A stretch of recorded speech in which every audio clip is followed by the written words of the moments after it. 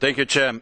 Prime Minister, I think that you have one priority, and that is to find a way out in two crises that we are going through for the moment. The euro crisis at the one and the crisis around the European values. And one thing is, I think, crystal clear, that is that the half measures that have been taken the last 2 years haven't worked, and that also all the bilateral meetings of Merkel and Sarkozy have not worked. They only calm the markets for 24 hours and then everything starts again.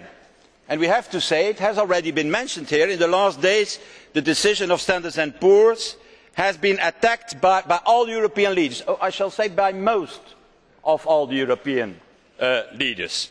And I have to say, I'm not so a big fan also of the rating agency, but I think really, dear colleagues, instead of complaining about them, I think that the European leaders today should read their reports and the message that they are giving. Because what they are saying is in fact true. I was disappointed that Mr. Barnier and also Mr. Rehn and others have done that. Because when you see and when you read what Standard & Poor's is saying, it is true. They describe the lack of political courage and unity in Europe as the main problem for the moment. They describe the wrong interpretation of the crisis. They are saying it's not only a financial crisis, a fiscal crisis, it's also a trade imbalance crisis. And they describe the need, I should say, it is maybe the socialists who have written it, to help countries that are cutting their expenditures so they can also make some growth.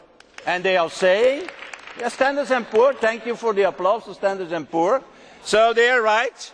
They are right that the crisis is far from over and that we still need a sustainable solution. And let's be honest here about this. The solution is not on the table for the moment. What we need is stability bonds, common bonds.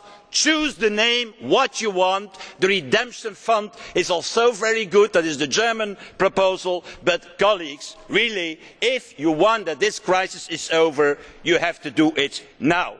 And that is not my opinion or our opinion here, it's also the message of today of the Prime Minister of Italy in the Financial Times. He is saying, I'm not complaining about the downgrades of the ratings. No, what the problem is the persistent policy weakness at the European level. Mario Monti today in the Financial Times. And at the same time, what are you saying? Oh, I don't need just a pat on the shoulder by Merkel. No, what I need is a commitment about Eurobonds and the Eurobond market. And he is right. There is no sustainable solution for Italy with 6 or 7% of interest rates today. The only way that he can come out of the crisis is to continue with his economies and his savings, but at the same time lower these interest rates of 6–7% by Eurobond market. Otherwise, we are asking to Mr. Monti an impossible task. It's not fair at the one time to say, very good, continue with your austerity programmes, and at the same time to continue with interest rates of 6–7%.